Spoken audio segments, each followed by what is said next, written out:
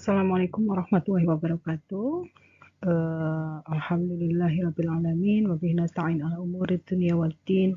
Wassalatu wassalamu ala asrofil anbiya'i wal mursalin wa ala alihi wa sahbihi ajmain. Amma. Selamat sore untuk saudara semua muslimin, muslimah, khususnya untuk teman-teman nasiah. Ya, pada kesempatan kali ini kita akan sama-sama belajar tentang pentingnya spiritual well-being pada saat Ramadan dan bagaimana cara meningkatkannya. Pada bulan ini kita sebagai seorang muslim ya masih melaksanakan ibadah puasa Ramadan. Nah, di mana kita ketahui bahwa puasa tidak hanya sekedar menahan lapar dan dahaga saja. Ya, baik sejak terbit fajar hingga terbenamnya matahari. Orang yang berpuasa juga harus mampu menahan emosi dan seluruh anggota badannya dari perbuatan dosa yang bisa merusak nilai dari puasa. Maka dari itu, tak salah bila Ramadan itu juga disebut sebagai ajang untuk melatih diri dan juga untuk mencerdaskan emosi serta spiritual dalam diri kita. Nah, apa sih yang dimaksud dengan spiritual well-being? Ya, spiritual well-being itu bisa juga sering disebut dengan kesejahteraan spiritual. Ya, jadi kalau misalnya ada teman-teman sering mendengar istilah spiritual well-being itu sama dengan kesejahteraan spiritual. Nah, apa itu kesejahteraan spiritual? Kesejahteraan spiritual adalah kemampuan seseorang untuk membangun hubungan yang terkoordinasi serta harmonis dengan Tuhan, kemudian dengan diri sendiri, orang lain, dan melakukan perubahan serta penyesuaian terhadap lingkungan. Nah, untuk spiritual well-being sendiri dapat dilihat dari sejauh mana kita itu mampu hidup harmonis atau sejalan dengan diri mereka sendiri, ya kemudian dengan orang lain serta dengan Tuhan. Nah, dalam konteks Islam berarti bagaimana hubungan kita ya dengan Allah, hablum minallah dan hablum minan nas ya. Itu terkait dengan kesejahteraan spiritual. Nah, apa aja yang ada di dalam aspek-aspek yang ada dalam kesejahteraan spiritual? Yang pertama itu ada dari dimensi pribadi, kemudian ada dimensi lingkungan, ada dimensi komunal, serta ada dimensi transidental. Kita bahas di mana dari masing-masing dimensi itu bisa kita lihat pertama itu dari dimensi pribadi. Ya, ini mengacu bagaimana seseorang itu terhubung dengan dirinya sendiri. Hal ini berhubungan dengan makna, nilai-nilai, tujuan yang ada dalam kehidupan, dan selain itu, dimensi ini juga berkaitan dengan kesadaran diri sendiri yang menjadi suatu pendorong jiwa seseorang untuk dapat mencapai identitas serta harga diri. Nah, di sini kita melihat bagaimana sih diri kita, ya, sejauh mana kita itu mempunyai nilai-nilai dan tujuan dalam kehidupan, bagaimana kita menetapkan kehidupan kita, kemudian bagaimana kita melihat diri kita, ya, dalam mencapai identitas siapa saya, kemudian dalam menilai juga terkait dengan harga diri kita. Ya, saya itu seperti apa sih? Ya, kemudian yang ada di dalam diri saya, aspek positifnya apa, kemudian kekurangan yang ada dalam diri saya itu seperti apa. Kemudian yang kedua itu ada dimensi komunal. Ini mengacu pada kemampuan dan kualitas seseorang untuk membangun suatu hubungan interpersonal, menjalin hubungan dengan orang lain yang mengarah pada budaya dan moralitas di dalam masyarakat. Ya, di mana di sini berarti kita melihat ya bagaimana orang itu menjalin hubungan dengan orang lain. Hablum minannasnya seperti apa kita di dalam berhubungan dengan orang lain ya. Menjalin hubungan yang baik ya dengan tetap memperhatikan aspek budaya serta nilai-nilai moral Ya, sejauh mana kita batasan kita untuk bisa berhubungan dengan orang lain. Kemudian yang ketiga itu ada dimensi lingkungan. Ini menekankan pada sikap kepedulian serta kemampuan seseorang untuk melakukan pemeliharaan terhadap lingkungan fisik serta biologis. Dimensi ini juga berkaitan dengan bagaimana seseorang itu memiliki hubungan yang alamiah terhadap lingkungan, merasa puas saat mencapai pengalaman puncak, ya, serta menikmati keindahan alam. Ya, jadi di sini bagaimana kita itu bersyukur atas segala sesuatu ciptaan Tuhan yang bisa kita nikmati, ya, yang bisa memberikan manfaat kepada kita.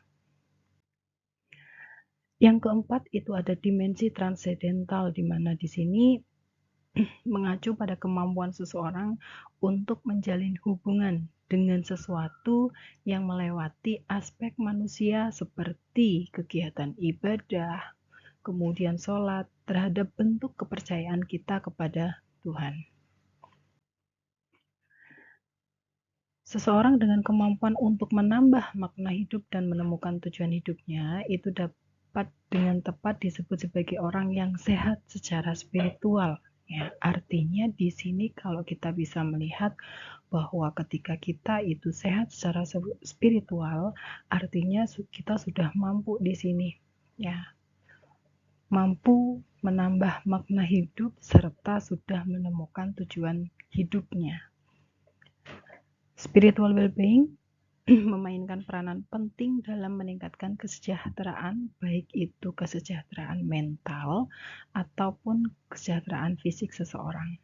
Ya, jadi kalau kita itu kesejahteraan secara spiritualnya baik, maka secara otomatis itu kondisi fisik kita, tubuh kita, kesehatan kita, serta kondisi mental kita, kesejahteraan mental kita itu juga akan seiring, ya, sejalan. Spiritual well-being dalam Islam ya dapat dicapai dengan memperhatikan beberapa komponen. Nah, di sini ada 3 ya. Kalau di dalam Islam itu kita mengenal ada akidah, akhlak serta syariat. Nah, 3 ini adalah komponen di dalam spiritual well-being di dalam agama Islam. Ya, di mana kita sejak kecil itu sudah ditanamkan nilai-nilai akidah, akhlak serta syariat yang ada di dalam Islam, ya, mana yang boleh, mana yang tidak boleh kita lakukan.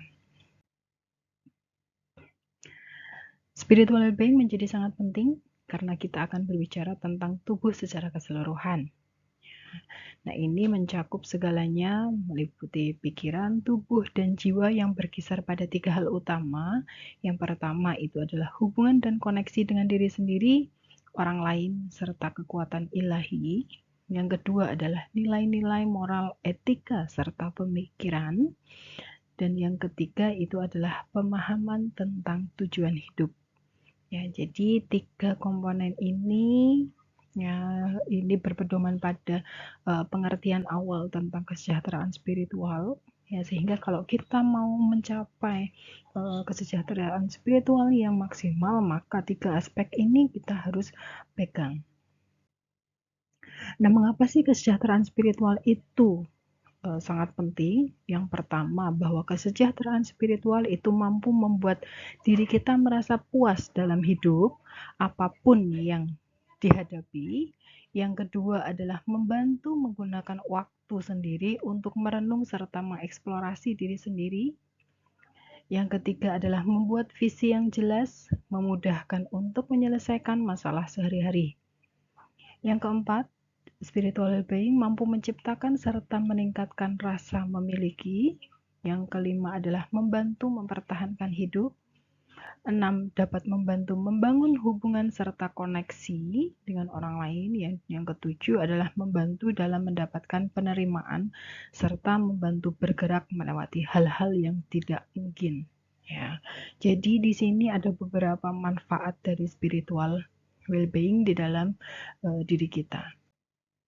Nah, langkah-langkah untuk meningkatkan kesejahteraan spiritual yang pertama itu bisa kita lakukan adalah kita harus mampu bergantung atas segala sesuatu hanya kepada Allah Subhanahu wa taala. Yang kedua, selalu bersyukur atas segala kejadian yang terjadi pada diri sendiri serta lingkungan, kemudian memaafkan atas kesalahan serta kehilafan individu yang lain. Jadi di sini kita bisa mempunyai hati yang lapang, hati yang luas ya untuk bisa memaafkan orang lain. Kemudian senantiasa berzikir dan berdoa. Nah, di mana di dalam bulan Ramadan ini kita bisa meningkatkan ya kegiatan kita untuk berzikir, kemudian berdoa kepada Allah ya. Kemudian serta bersabar atas segala sesuatu. Ya, ini adalah langkah-langkah kita dalam meningkatkan kesejahteraan spiritual, di mana segala bentuk kegiatan baik yang bisa kita lakukan di dalam hidup kita, terutama selama bulan Ramadan, insya Allah akan memberikan manfaat yang sangat luar biasa. Nah, dari topik yang tadi kita bahas tentang kesejahteraan spiritual, ya tentang pentingnya kesejahteraan spiritual, di sini dapat kita simpulkan, ya ada sebuah kesimpulan di mana kesejahteraan spiritual yang baik itu mampu mencapai kualitas hidup yang tinggi. Kalau diri kita itu ingin menjadi seseorang yang dengan kualitas hidup yang baik, maka usahakan atau kita harus mampu meningkatkan kesejahteraan spiritual kita. Ya, mungkin itu saja untuk teman-teman Nasyiah yang bisa saya sampaikan terkait dengan topik pada sore hari ini, yaitu tentang kesejahteraan spiritual. Mudah-mudahan apa yang tadi saya sampaikan bisa memberikan manfaat bagi kita semuanya. Saya mohon maaf atas segala kesalahan apabila ada kata-kata yang kurang berkenan. Ya, billahi fisabilil haq wastabiqul khairat. Wassalamualaikum warahmatullahi wabarakatuh.